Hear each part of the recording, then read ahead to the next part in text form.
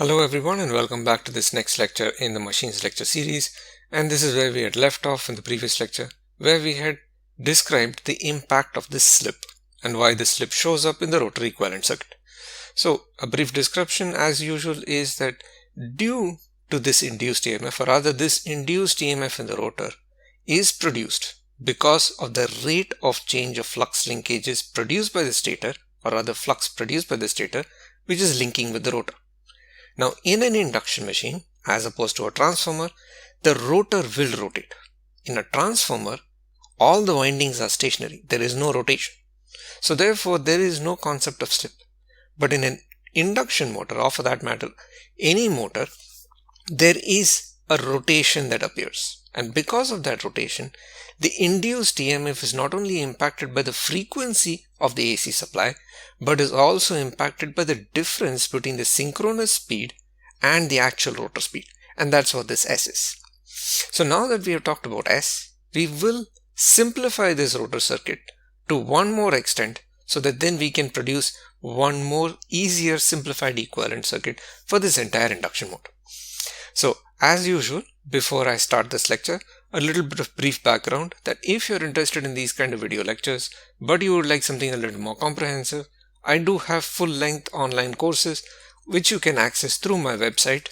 That is, if we go over to my website, which is pythonpowerelectronics.com, right, that is basically the name of the project, Python Power Electronics and .com, you can find links to my courses. So all you have to do is click on this button called Learn. There are 4 buttons: download, learn, watch, read. If you click on Learn, you will come to the page where this is the list of all the courses which I have. So I have 4 courses, and currently these courses are now hosted on 2 websites. One is Udemy and the other is Decibel Labs. So you can access on either of them.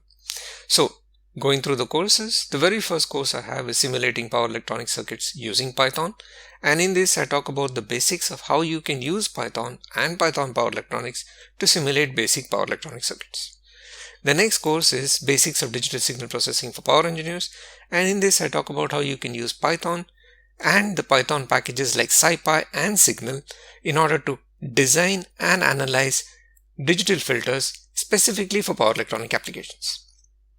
Further than that, I have my third course, which is Simulation of Magnetics for Power Electronics using Python, and in this I talk about how you can simulate magnetic components like inductors, coupled inductors and transformers using Python and Python Power Electronics.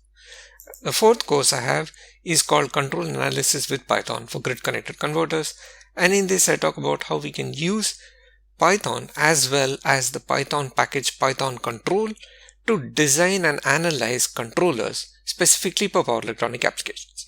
So I use Python Control to design controllers, and I simulate Python, or rather power electronic converters such as the single phase grid connect converter for the application of these controllers. And the very last course I have is a free course, which is Why Specialize in Power Electronics. This course is more targeted towards young undergraduates or probably even junior students in order to motivate them towards the power electronics domain. So this talks about some of the major challenges and opportunities available in power electronics. So all these courses are available both on Udemy and Decibel Labs. These are the links. If you're interested, please do check out the description for this video. This link is provided in that description for the video. So with this, let me get back to the lecture. So here, this is where I was talking about. That is, let me go over to the website, that is this one. This is what we've been using so far. So to talk about this, what I say is that the stator here in an induction motor, this is a single phase induction motor, and we have a squirrel cage rotor, which means the rotor is comprised of bars which are short circuited on both ends, right? So we are providing the supply on the stator, and for now we are only talking about the main winding, not the auxiliary winding. So we are providing a supply on the stator. Since we are providing an AC supply on the stator, there will be a flux produced in the air gap. This flux is also going to be an AC flux, right? Because we are supplying an AC voltage. Now, this AC flux is going to induce an EMF in the rotor, and it will cause currents to flow. And that's what this circuit is all about. That is, because I am energizing the stator, there will be a current flowing in the stator. And because this is an AC supply, there will be an induced EMF, right? This is Faraday's law. Whenever the flux linkage is associated with any coil or conductor changes with respect to time, then an induced EMF is produced directly proportional to the rate of change of flux linkages. So not only will there be an induced EMF in the stator, there will also be an induced EMF in the rotor. Now, since we have a rotor, eventually this rotor we expect it to start rotating. And therefore, when it starts rotating, the induced EMF will no longer be the same as when it was produced when it was stationary. Once it starts rotating, the slip also appears in the factor. And that's what this is. That is, the induced EMF is multiplied by the slip, because now the frequency in the stator has changed. Right? It is no longer 50 Hz or 60 Hz grid frequency, but it is the frequency multiplied by the slip. So now this slip appears both in the induced EMF and in the inductance. Of course, the rotor does not change. Now the question is, we have two different frequencies in our system, right? We have a stator which is a 50 Hz grid frequency or 60 Hz if you're in North America, and we have a rotor which is at some other frequency. And this frequency is dependent upon S. Let me just write S here. S is the slip, and I'll just say the slip we've already said is Ns minus Nr divided by Ns, where Ns is the synchronous speed, right? So this synchronous speed is set by the frequency of the supply and the construction, which is the number of poles of the machine. So the question is, if we can get rid of this frequency component, right, and we can establish both of them at the same frequency, at least for analysis, that will make our life much easier. So of course, there is a way to do this. Let's say, for example, there is a rotor current. Now this rotor current is equal to the induced EMF divided by the impedance, which is the sum of this inductance and this resistance. So therefore, quite obviously, what we have is, or rather, SER divided by SLR plus RR, right? This is our rotor current. And therefore, quite obviously, the rotor current will also be of the same frequency as the rotor itself. So this is not, the rotor frequency is completely different from that of the stator, right? Because our induced EMF is at a different frequency, the rotor current will also be at that different frequency. So how do we get rid of this? All we have to do is, if we divide the numerator and the denominator by S, let's see what happens. So I'm going to say it is ER divided by LR plus RR divided by S. By performing this computation, we have not changed the rotor current. Remember, the rotor current remains the same. This is just simple arithmetic. If I have such a ratio, and if I divide both the numerator and the denominator by the same term, then in that case, this ratio does not change. Now, what is the impact of what I've done?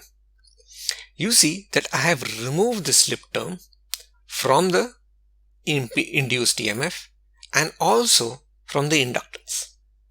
These two were the components which were frequency dependent. When the frequency changes, the frequency, or rather as the rotor rotates, the induced EMF changes both in magnitude as well as frequency. And because of this change in the induced EMF frequency, the inductance also gets this frequency term. But now we have gotten rid of the slip from the induced EMF and the inductance. The slip in turn now appears in the resistance. So if we were to rewrite, or rather redraw this, all we have to do is get rid of this S term from the induced EMF and from the inductance and bring it in here, right? So really speaking, nothing has changed. But take a look at what we've done. Analytically, it appears as if both the rotor and the stator are at the same frequency, analytically. Physically, we know that is not the case. As the rotor rotates, the rotor frequency is going to be different from the stator frequency. Specifically, it's going to decrease. As the rotor speeds up, the slip will keep on decreasing from 1, because remember, this is the ratio. Remember, this is the slip. So the synchronous speed is always constant, at least with respect to frequency. So which means as the rotor speeds up, initially when the speed is 0, the slip is 1. As the rotor speed increases, the slip will decrease. Ideally, when the speed of the rotor is equal to the synchronous speed, the slip will be 0, right? So which means as the rotor keeps on speeding up, the frequency will keep on decreasing physically. But by performing this little computation, that is dividing both the numerator and the denominator by s, it appears as if both the rotor and the stator are at the same 50 Hz frequency. Because now the slip appears here. So what actually happens is it appears as if as the rotor speeds up, slip will decrease, the effective rotor resistance increases. This is what is the impact of this new equivalent circuit. Now, you might think what's so special about it? Well, actually there is something special about it. The reason is, now that we've gotten rid of this frequency dependence and both the stator and the rotor are the same frequency, we can now merge these two circuits.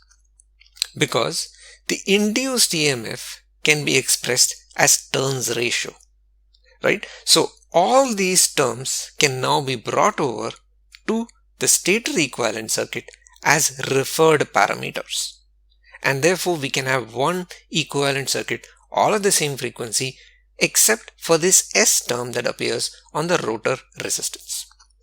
So this we'll talk about in the next lecture, as it's already gotten pretty long. If you have any doubts about what I talked about, please do let me know either in the comments or send me an email or message me on social media, or in the next week we will continue with this particular exercise and we will complete this equivalent circuit. The main purpose behind arriving at this equivalent circuit is to be able to estimate all these parameters. Because if we can estimate all these parameters, we can start building a simulation model. And that's important as a first step. We need to first at least understand the basic equations that go into any electrical machine, whether it's a transformer or an induction motor or later on maybe synchronous motor or any other kind of motor. So, thank you so much for watching and see you next week. Goodbye for now.